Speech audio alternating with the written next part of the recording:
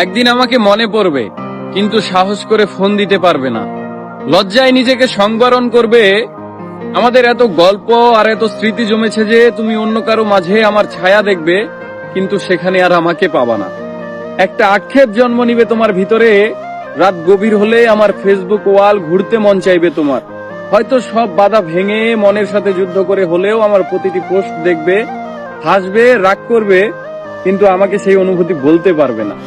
এর চেয়ে আর বড় কষ্টের কি হতে পারে বলো? কোনো এক ভোরে কিংবা গভীর রাতে ঘুম ভেঙে ফোন চেক করে দেখবে আমার কোনো টেক্সট আছে কিনা। আমাকে না পেয়ে তোমার যেই দীর্ঘশ্বাস জন্মাবে তা তোমার প্রাপ্য ছিল। আমি তো কোনো অন্যায় করিনি। এখন যার সাথে আছো তাকে নিয়ে যতই সুখে থাকো, যতই ভালো থাকো, আমি জানি আমাকে তোমার মনে পড়বেই, কারণ আমি তোমাকে ঠকাইনি। তার সাথে কাটানো প্রতিটি সুখময় মুহূর্তে আমি থাকবো তোমার মস্তিষ্কের একটা কোণে। এর চেয়ে বড় শান্তির আর কি হতে পারে বলো? আমাকে কষ্ট দেওয়ার প্রতিটি পাপ তোমাকে ঘিরে ধরবে। একদিন তুমি অসুখী হবে, একদিন তোমারও আমার জন্য কাঁদতে মন চাইবে, কিন্তু চোখের পানি আর আসবে না।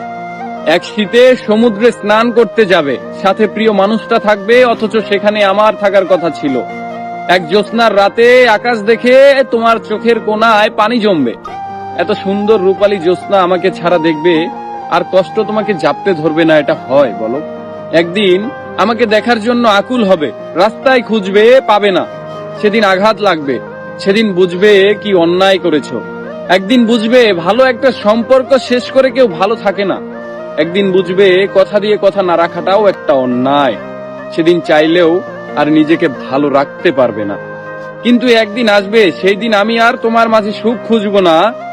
আমি না চাইতেও তোমার দেওয়া প্রতিটি অবহেলা একদিন আমার জীবনে অন্য কারো মাধ্যমে সুখ হয়ে ফেরত আসবে, কিন্তু আমি আর তোমাকে মনেও করব না।